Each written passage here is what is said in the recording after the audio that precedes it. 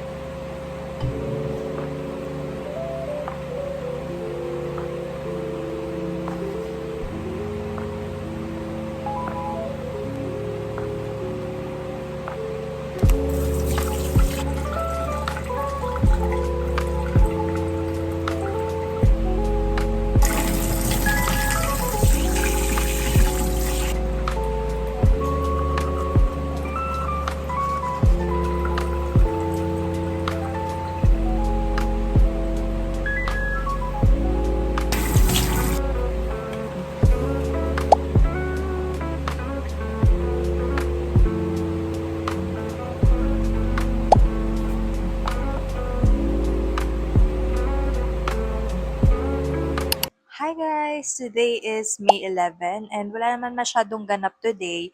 And actually kahapon din kaya yung mga videos ko lately is medyo mga short clip lang talaga siya. Kasi ayun nga wala masyadong ganap. Ang dinner ko lang is bread and egg tsaka kimchi and then lemon water. Ayun, nag-color lang din pala ako ng hair. Pinatungan ko lang yung previous hair color ko ng same color din to the first color na in-apply ko dito. Pero hindi siya ganun nagkulay or nag-dark siya. Pero okay na rin siya kasi ayoko na mag-light. Baka hindi ako papasukin sa school. Pero tignan natin kapag na-wash ko na siya ng ilang days, baka mag-light siya. Pero so far, I like the color naman. Hindi ko lang siya like sa araw kapag natapatan kasi medyo parang tarnish siya na hindi ko alam na hindi. Pero ganun na rin siya. Hi guys! Naka 3 attempt ako maggawa ng yogurt and I'm so happy kasi medyo nag-work siya ngayon. Look, as you can see, nung una kong gawa, sobrang labnaw niya and nung pangalawa naman, mali yung yogurt na bili ko. Wala siyang live cultures. But now, girl, ang perfect niya. Pero lalagyan ko siya ng tissue on top pa. Tapos lalagyan ko siya sa rep.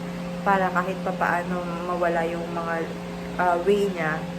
Wala kasi ako ng strainer na net para sana maging Greek yogurt siya. Pero, ayun na lang muna. At least, okay yung ano natin. Yung gawa natin ngayon. Kanina pala is nakatulog na ako so wala akong masyadong ginawa. And right now, I am making my dinner and I'm planning to make mashed potato with chicken breast and papartneran ko siya ng kimchi. By the way, it's May 12 and nakaboto na ako and make sure guys na pinili niyo yung tamang senators and yung mga sa province nyo na mga officials kasi talagang we need change, you know. Tapos ko nang i-boiled yung potato and imamash ko na lang siya right now.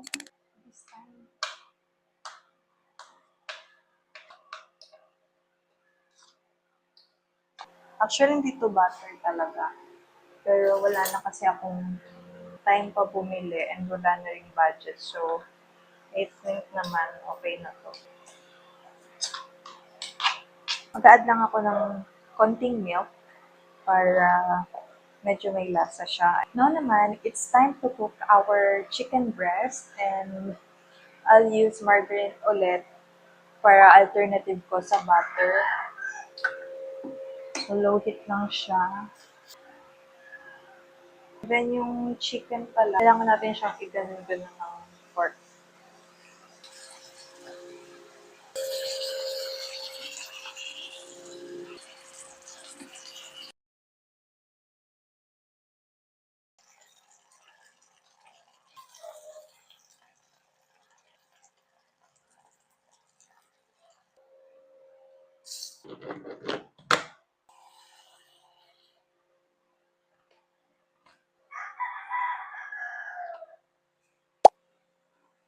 It's currently 6:40 na and maaga ako magdi-dinner today kasi marami akong mga task na gagawin. After ko mag-dinner, maglalaba lang ako and then linis ng house. Tapos, diretso gawa na ako ng mga school activities. Kasi ang alam ko, May 30 end na ng aming semester and May 12 na ngayon, baka maggahol kami sa mga ibang subjects and marami rin kaming deadline. So, need na namin talaga na mag-asikaso. And magre-research din ako nun sa sustainable tourism namin kasi hindi ko alam siya talaga kung paano siya sisimulan. Pero may mga kagrupo naman ako, pero need ko lang din talaga aralin kung paano yung makukuhang information kasi hindi siya basta-basta. Kailangan namin siyang ma-propose doon sa mismong lumban and gagawa kami ng parang book. And ayun, talagang I pray talaga for wisdom na makakuha kami ng information kasi medyo mahirap din hagilapin yung sa tourism office na mga staff kasi medyo busy rin talaga sila. So, ayun. Yun lang muna for today. Tapos, school activities pa na deadline na on Wednesday kasi bukas ay online class naman kami. Tapos, konting review lang doon sa aming contemporary world. Meron kasi ata kaming quiz tomorrow pero hindi pa sure. But, mag-review na rin ako para makasure.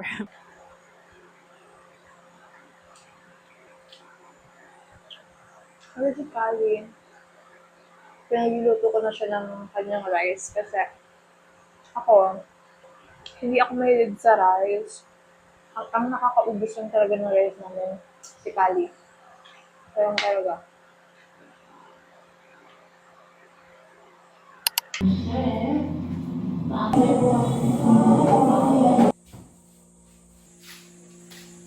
Sobrang dami.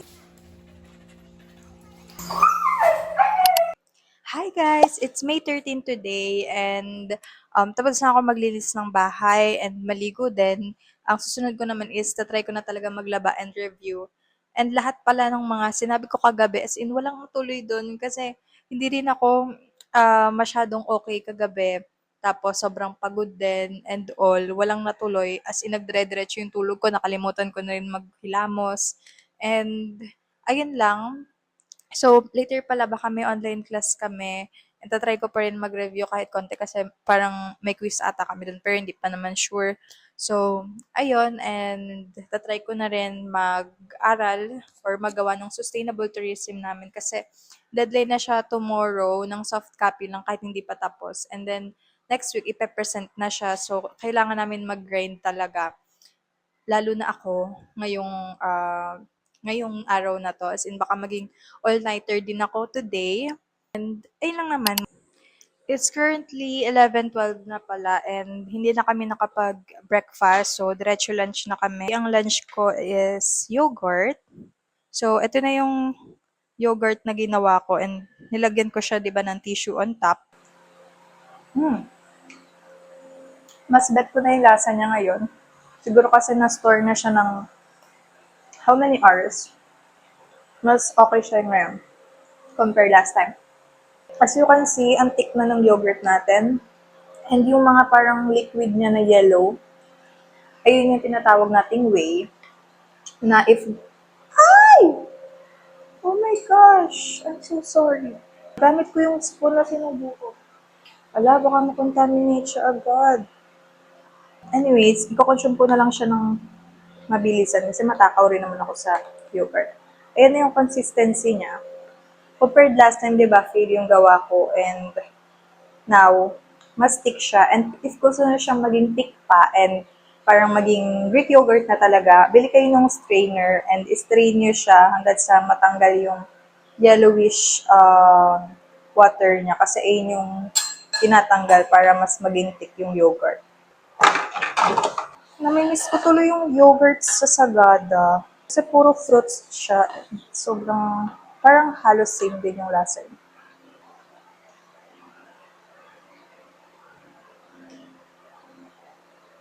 This is the final look of our yogurt.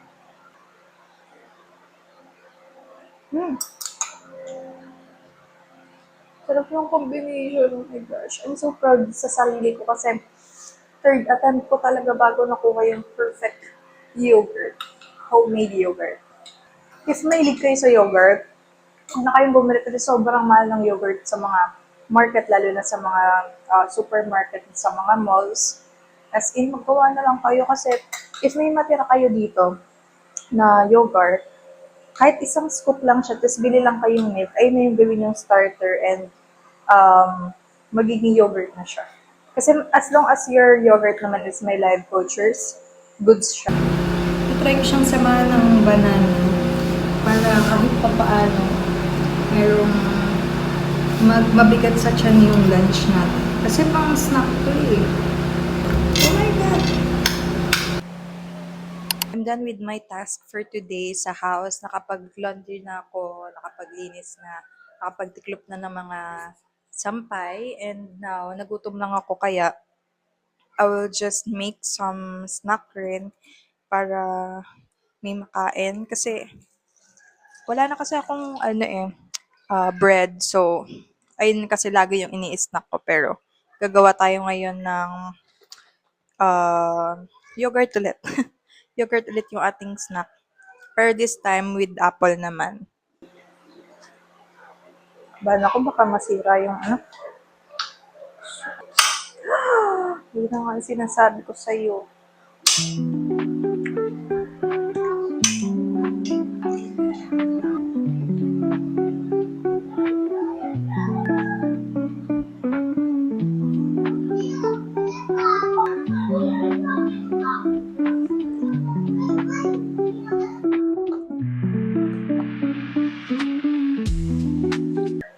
Try naman natin yung chocolate and apple. Sarap. Pala ako nakakapag-workout. Kahapon pa ako plano na mag-workout. Pero di pa nakapag-workout. Siguro later if kaya pa ng time kasi ngayon gagawa rin ako ng mga school works. So, di ko alam kung masisingot ko siya. Pero this week, sisikapin ko talaga makapag-workout kahit 2 times or 3 times a week lang.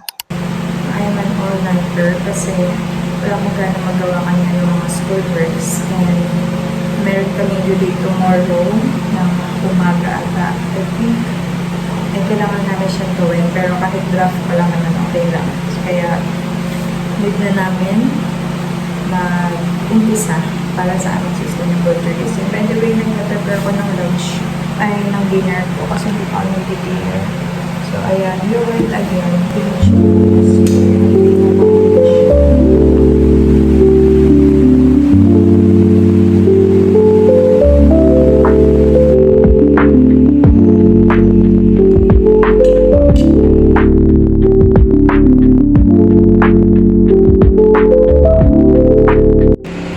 Here's our task for sustainable tourism. So, marami pang kulang and all. And we need to survey din, pero mostly ito lang muna yung gagawin namin. Actually guys, these days, medyo wala akong ganang mag-aral. And dito talaga maging productive kasi finals na namin. And talagang magkahabol kami sa mga activities, sa mga quizzes. So, kailangan ko maging productive. Pinipilit ko naman, pero may times talaga na hindi ko kaya. Pero nagsisisi na rin kasi ako gawa last time, yung midterms namin. As in, wala akong pakialam na, hindi na ako nag-aaral. Kaya naman, I need to bawi talaga ngayong finals. Baka matanggal tayo sa scholarship.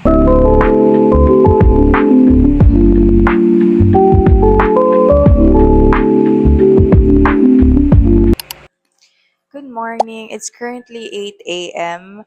And today, nag-ano lang ako ng aking breakfast. And later, mga 10 is aalis na ako para pumunta sa school. Meron kasi kaming klase pa ng face-to-face.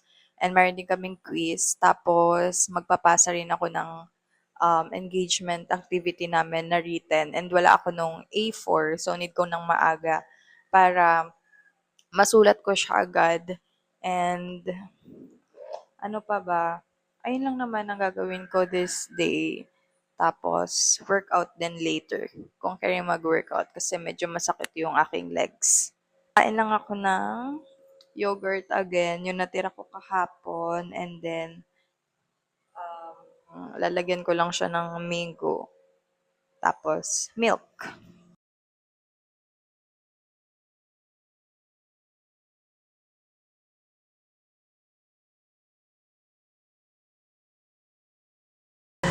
Later pala, baka pumunta ako ng palengke kasi ubos na yung stock ko ng food. So, need ko lang mag-stock. Tapos baka gumawa ulit ako ng yogurt. It's currently 9:50 na. And by 10 sana nakaalis na dapat ako. Pero mukhang hindi siya matutuloy. Nalita ako ng kilos kasi naglinis din ako ng house. Tapos kumain. And then nag-half mat lang ako today kasi nag-shower naman ako kagabi. So, dunit lang basain yung hair ko. Wala naman akong ginawa ng gaan. So, ayun na, nag-aayos lang ako. And then, papasok na ako siguro by 10:30 or 10:40.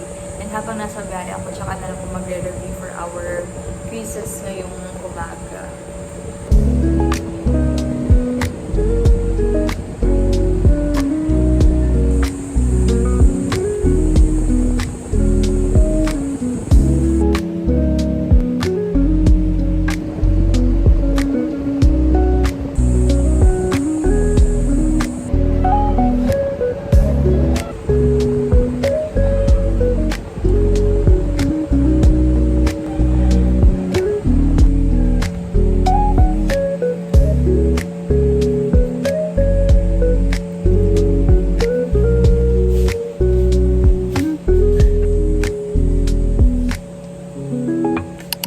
Good thing, hindi na ako magmamadali. Kasi 12 na lang daw yung aming class. Kasi by 11 dapat mag-start na kami ng class namin. Pero na-move siya ng 12. So, hindi na ako magmamadali. And i-take ko na lang yung time na to para magsulat ng mga kailangan reviewin. Kasi akala ko 2 pieces lang yung meron kami today. Pero tatlo pala guys. Tapos 25 items kada topic. And 1 subject lang yun. Di ba ang dali?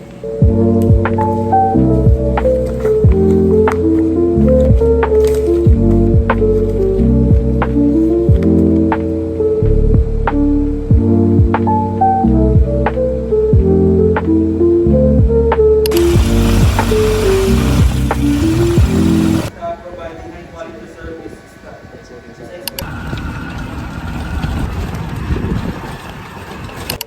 Kakagising ko lang and diretso na akong bumili sa palengke kasi 7 na. So, hindi ko alam kung may madadatnan ako doon. Pero, if may madatnan, goods. Pero kung wala, pupunta na lang ako Robinson and bibili ako ng chicken doon sa may crossing. So, ayun, alis na ako. Hi guys! So, nakabalik na ako galing palengke and nakapagluto na rin ako ng aking dinner. By the way, my dinner is egg lang. And tapos nilagyan ko lang ng mango. So, ayun. And then, luckily, mayroon naman ako naabutan ng mga store na bukas pa na pwedeng bilhan sa palengke. Yun nga lang, yung mga nabilan ko is mahal na compare dun sa mga regular na binibilihan ko. And after nito, mag-workout na ako tapos mag-shower na ako. Sobrang lagkit na rin ng feeling ko kaya nakapasuot tong tanghali. And then, ayun na. As a sport actually is registered with technical education and student. Tuan, okay? And then magla-line on.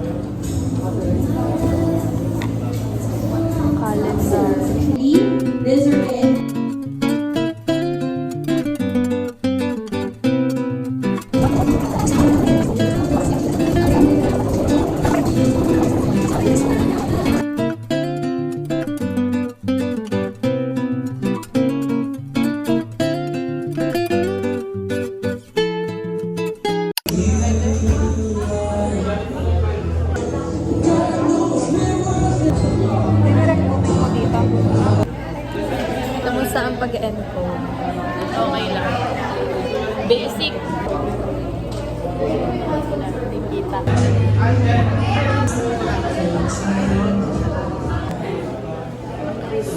Oh, 1 million. Baka lahat inimbita lang yan. Alright? Sino po ang pinaka... So again, with the public demand of the audience, they want...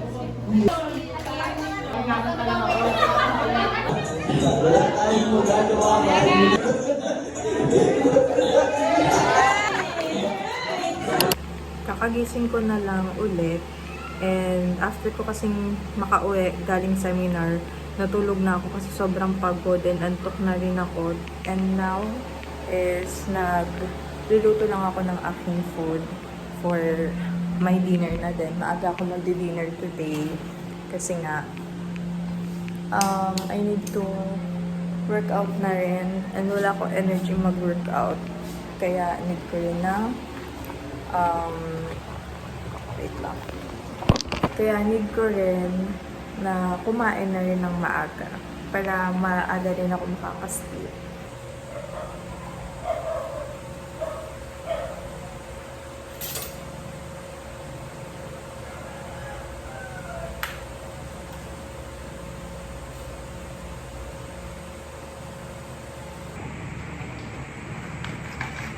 Planning to make na lang yung ginisang sardinas na merong pechay and nag-lunch lang ako ng another pechay para isawsaw na lang siya sa oyster sauce kasi ganun naman yung ginagawa namin dati ni Manny, so ay na lang din yung gagawin ko.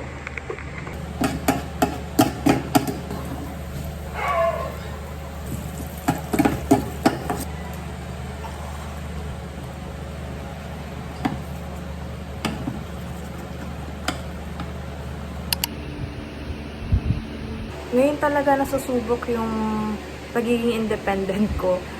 Alam niyo, sobra akong pihikan sa mga food. Pero no choice na lang ako sa mga niluluto ko kasi kahit hindi ko gusto yung lasa, kahit pangit yung lasa, no choice ako nakainin kasi sayang yung food. And syempre yung money ko rin na pinambili. Kaya now, nagtutry ako ng mga different style or different food na lutuin pero hindi talaga. Tapos yung una ko luto dito, adobo, and parang naging sinigang siya or paksiw dahil sobrang asim niya nung una kong luto. Pero I'm still learning and I hope naman na eventually, siguro pag mga naka 2 years na ako, matututo na rin ako magluto. Hello, currently it's 9:12 in the evening and kakagising-gising ko lang and attend ko lang din yung meeting namin for our entrepreneurship. We need to sell a product on May 23, so we have 4 products to sell or to offer to our guests on May 23 on our school. So we have e-clay, which is our proposal, and yung sa isa is for fuzz or fuzz scrap. Ano siya, parang wire na may basta yung DIY, something like that. And then pagka-combine din namin, yung offer kasi or yung proposal kasi namin is trinkets siya na lagayan ng earrings. So, since there's a theme on May 23, which is tree planting, pinag-combine namin yung isang product and then yung e-clay, which is yung magiging puno, yung isang product, and then yung sa crafting. And then sa amin yung pot. So, I need to make a sample para ma-estimate namin if how many yung magagawa niya sa isang 100 grams na clay. And then, medyo kinakabahan kami kasi baka hindi siya umabot because e-clay or the clay needs to be dried for 2 days. So, ang magiging delivery nung ordering ko sa amin siya, magiging delivery niya May 19 to 20. So, we have 2 days na kailangan gawin. Pero if ever na 2 days, kailangan na gawin doon is yung paint. Papaintan siya, papatuyuin, acrylic lang naman siya. So baka mga kalahating araw okay na siya. And then resin lang, which is goods na rin naman siya kahit mga night before 23 kasi madali lang naman siyang tuyuin. Kaso, we have to sell or we need to make 50 pieces na pots so that para ma-meet namin yung required na product or pieces ng kailangan namin ibenta sa araw na yun. So ngayon, magagawa ako and medyo meron akong trangkaso kaya ganito yung boses ko. Sobrang pagod, masakit ulo and medyo may sinat ako. Pero I need to do this na rin para ma-estimate namin kasi kami rin yung kawawa since kami rin yung mag-aambagan for all the products that we need.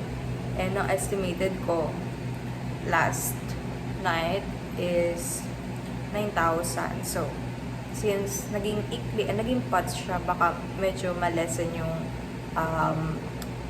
costing namin.